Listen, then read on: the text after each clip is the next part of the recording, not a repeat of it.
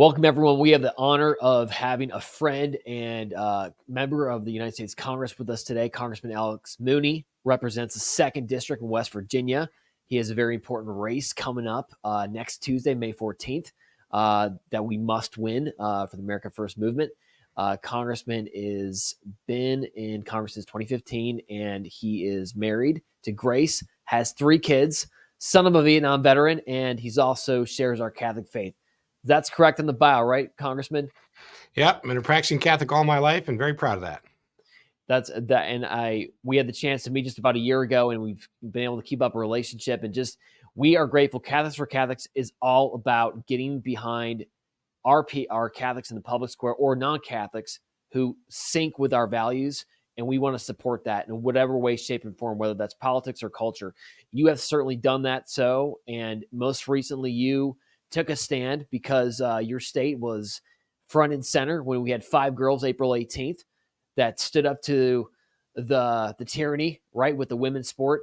Do you got any just insight on that whole case and how they came about and why you took a stand on the House floor for that? Yeah, these middle school girls showed more bravery than most grown-ups I know. They were being asked to compete against a man, actually a large boy, who was competing as a girl, calling himself a transgender, and the boy won the competition, and it was totally unfair competition. So these 5 middle school girls, they went up to throw, and then they scratched out because it was unfair, and that showed a lot of bravery. And then the parents sued the school district of Harrison County, West Virginia, which is in my congressional district. They sued the Board of Education, and they are going through the courts. And we believe that the Supreme Court will rule again, a second time, that men should not be playing girls in sports in grade school and high school, that it's okay to ban that, which our state has banned that. But a liberal district court judge put a stay on the ban, saying it was discrimination against transgenders.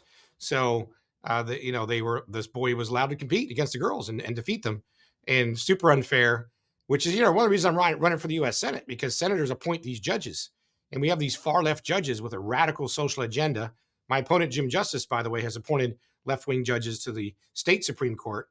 He appointed his chief of staff's wife, who's an animal rights activist and has posted in favor of marriage, gay marriage, and he put her on the court.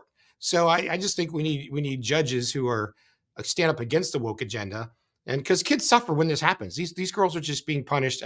They're so brave, and it's just awesome what they're doing. But they shouldn't have to do this. They're middle school girls. Let them play sports with other girls. It's not that hard. Absolutely, and I'm glad you brought up the whole thing about judges. Okay, everyone's found the news left, right, and center about President Trump downtown New York City every day, the trials, whatever, and they're complaining, rightfully so, about what's happening. But at the end of the day, it's those judges who are appointed, right, and it's U.S. senators that appoint those kind of people. So when you are running for Senate, that's going to be one of your priorities, really, to just make sure that we get those right judges, correct? Absolutely. I'm the only candidate in this race who's committed to supporting judges that support the Constitution and the traditional Judeo-Christian values that have made our country great. We have a Supreme Court justice right now, Ketanji Brown Jackson, when asked to define a woman, could not do it. Could not do it. She said she wasn't a biologist and she can't tell you what a woman is. So if you can't figure that out, you should not be on the courts, any court at all. And you have judges writing the laws, and it's hurting our children at this point. Not only the transgender movement, but we have judges who are ruling against the coal industry, which is big in West Virginia, the radical climate change agenda. You have judges ruling in favor of abortion. We need to protect Catholics and all Christians of conscience who don't want to perform abortions, religious freedom protections. We need judges that respect that, because here in D.C., in Congress, the Democrats and some Republicans, frankly, have failed to stand up for people of faith. And if we get the wrong judges on these courts, it's over. They'll close down Catholic hospitals. They'll close down Catholic homeless shelters, who may not want to take transgenders and put men with women in homeless shelters. We've actually had this issue in West Virginia. We had drug rehab centers in Charleston, West Virginia, and when Obama was actually president, they said they couldn't be single sex. It was considered discrimination, supposedly, to only have women and men in separate drug rehab and alcohol rehab centers. Well, a lot of women in rehab have frankly been abused, and they don't want to have men in the rehab centers. And that was, by federal regulation, going to be made illegal, and they would take the money away. Fortunately, Trump got elected and put a stop to that. But we need, you need people at every level of government who just believe in regular sanity when it comes between respecting men for who they are, respecting women for who they are. I'm the father of two beautiful, wonderful daughters. I have a wife who's a medical doctor, and we need to cherish women, and love them and support them and cherish them in their womanhood and their motherhood, sisterhood. Not have them play sports against boys and men and not let them have single sex dormitories and stuff like that. It's common sense stuff. I mean, it's insane the kind of issues that we are debating right now today in this culture and on the floor of the House. It's the founding fathers would have just been probably tearing their garments in shock if they knew what we were going through today. But you mentioned the pro-life issue. Going to that, you've had an absolute solid record there in defense of life. Ironically, abortion wasn't really one of the front and center issues of the 24 election cycle, and yet it has become just that, front and center. We're in Arizona, we're based here in Arizona, Catholics for Catholics, and we've been going through that whole thing with a repeal of the 1864 amendment. What are your thoughts, sir, on the pro-life issue and how to go about this? Obviously, you're Catholic, you believe life begins at conception, but how do we go about this? I have a bill that defines all human life beginning at the moment of conception. And of course, the judges in the U.S. Supreme Court finally did the right thing and overturned Roe versus Wade. So states could protect unborn babies, put it back to the states. My state of West Virginia. So you have a bill currently on that, basically, that defines that life begins at conception. Yeah, but put this bill in every year. I'm the lead sponsor. Most Republicans co-sponsor the bill. All the bill does is say that human life begins at conception, which is consistent with Christianity and the Bible. But also, Alex, is consistent with biology. It's actually a fact of biology. They taught this stuff in high school in biology classes that human life begins at conception. So when Roe v. Wade was made, one of their excuses for mandating abortion on demand was saying Congress had never defined when life begins, and so they just made up a 3-tier system. So yeah, my bill, Senator Rand Paul has supported it in the U.S. Senate. But my bill just defines human life at the moment of conception. And then protecting that life, protecting people is delegated to the states. The states deal with crime laws. So that is a bill that I've supported. I've supported other measures too, the stopping taxpayer funding of abortion, protecting consciences of Catholics and all Christians who don't want to participate in abortions in the medical field. So the agenda against the pro-life people is huge. They will not respect your right as a Christian to say you're not going to perform an abortion or be in an abortion center if you're a nurse or an anesthesiologist. It is pretty radical. But the real answer is life begins at conception. And before you kill a baby, you should never kill a baby. Obviously, I mean, there's life of the mother issues that you can look at that. But we're talking about taking a human life here, and that's what this discussion should be.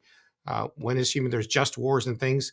There's a war in Israel right now that I think is just. Israel's defending themselves, so they're taking lives in defense of the attack on them. We believe in a just war, but unborn babies are innocent babies, so taking their lives is simply wrong. Absolutely, people remember that. So you have Congressman, he's the lead sponsor of the bill and presented in the House every year, which defines life begins at conception. Remember that we got to support our people that are leading with this, leading with science. Which always syncs with our faith, right? Faith beliefs. I want to touch about weaponization of government, Congressman. When we send out surveys to our people across the country on our large email list, we frequently ask what are the issues that people care about the most. At least among our internal polling, it's always consistently people are always have their feathers ruffled with the weaponization of government. That's like a top thing. Obviously, with the Catholics in particular, we've seen that with some of the FBI memos, and we've seen more drastic situations with President Trump there in Manhattan, right, with the ongoing trial and the injustice there. What are you going to do, continue to do, what have you done to that effect to rein in the Department of Justice? Yeah, the most important thing we could do is call the FBI and the Department of Justice, bureaucrats to task. There's a saying in politics, sunlight's the best disinfectant. Shine a light on what they do, and frankly, hold up their budgets. Make them come to the Appropriations Committee, which is run by Republicans, conservative Christian Republicans, and say, why are you witch hunting Donald Trump? Why'd you raid Mar-a-Lago? Where's the justification for that? And withhold their funding. If you don't have people like me in office willing to cut off the funding of rogue organizations, whether it's the witch hunts against Trump and all American people, of course, they were investigating traditional Catholics the Department of Justice was. So you have people abusing their powers, bureaucrats abusing their powers, and the people elect the House of Representatives, where I serve, to protect them from that. So I've been voting against a lot of these spending bills, all of them, frankly. Joe Biden puts forth these $1 trillion spending bills that have no checks and balances on his abuse of his powers. And it's wrong, I think. It's bad policy for Republicans to pass that. And see, like, not all Republicans are the same here. That's why I'm running for the U.S. Senate, because when Republicans go along and they're too scared to shut down the funding of a group that's witch hunting the American people, they're going to keep doing it. They're going to keep, if you give them the money, they're going to keep doing it. But we have the voters, your listeners and the voters gave us a second branch here, a second party in control of the House of Representatives. We're hoping to take the U.S. Senate next year, believe that we will.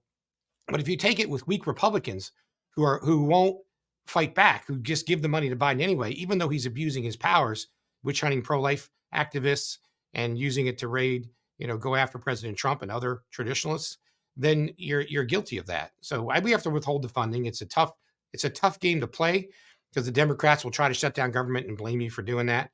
And it's a lie. And we got to stand up to these lies, and we got to fight for our folks. So like I was saying, not all Republicans are the same. There are Republicans like me who are really committed to the pro-life issue, really committed to defending innocent people from witch hunts. As you mentioned, my mother fled a communist country. She was 19 when she had to flee Cuba. And in that country, everybody's spying on everybody. Everyone's an arm of the government. You have no privacy rights whatsoever. We don't want the far left to turn us into that in America. And they will. They will. They'll search your emails, your phone calls, and they need to get a warrant for that stuff. We need to require them to get a warrant for these things. And right now they don't have to. So it's slowly but surely they take your rights away. We got to fight that every step. You said not all Republicans are the same. People got to remember this too. Primaries are so important, almost just as important as the general. You are going against a Republican who has not been as strong as he needs to be. It's not going to work. That style, we've tried it for the last 20 years. You have got to be strong. We're both Catholics. We also could make an analogy. Not all Catholics are the same. And we see it coming from our world and bridged over into your political world, is that Catholic leaders, they may think the same, but they have got to take a different attitude. We would opine on and speaking up stronger on some of these issues. Our country is the death knell right now. What's going on, right? So, Congressman, how can we support you? How would you? Let me back up. You have referenced to me in the past that you have felt very close to your local pastor and how much you appreciate that. Was that fair to say? Yes. I'm very blessed. In Charlestown, West Virginia, St. James the Greater Catholic Church is a very pro-life, pro-family church. And, you're right about knowledge that Joe Biden calls himself a Catholic, but then supports the pro-abortion agenda completely against the Catholic Church. But people think they can pick and choose. But no, I encourage everyone of faith, Catholic and otherwise, to vote in these primaries. Like you said, mine's coming up May 14th, Tuesday, May 14th. My name's Alex Mooney. I'm the only conservative running. West Virginians deserve a conservative U.S. senator, one who shares their values on social issues, conservative traditional values, as well as I'm conservative fiscally. Mooney for WV is my website, MOONEYFORWV.com. Turnout's been pretty low around the country, frankly. A lot of people don't participate in primaries, which is a very important vote. So if you're listeners, if you know somebody in West Virginia, please call them, tell them, check out Alex Mooney. He's a conservative, practicing Catholic, all consistent with, all the biblical values. I'm the only one running, taking on the establishment here. Someone who actually didn't even vote for Donald Trump in 2016, ran and was elected as a Democrat, supported special rights for transsexuals, something called the Fairness Act, which almost passed. Fortunately, it died in the legislature, but he endorsed it, was going to sign it. And he's, been pushing. He's not really a conservative at all. So, if everyone of your listeners finds a couple of people in West Virginia, 1 or 2 or 10, and gets them to vote for me May 14th, I'll probably win this thing.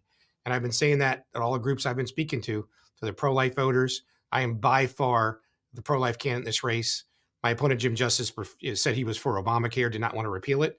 And Obamacare forces healthcare plans to cover abortion, and killing babies is not healthcare. And I voted to repeal Obamacare. I actually voted to repeal it. So not all Republicans are the same. They don't vote the same. Several Republicans didn't vote to repeal Obamacare, which is why it failed on the Senate floor a few years ago. John McCain did a famous thumbs down thing. So I'm the only candidate in this race who's 100% pro-life, an A+ rating from all the pro-life groups. And it's a very important issue. So but if I got to win this primary, Joe Manchin's the senator now. Senator Joe Manchin chose to retire. He's not running again. It's really not competitive in the general election. This was Trump's second best state in the country. He got 70% of the vote twice.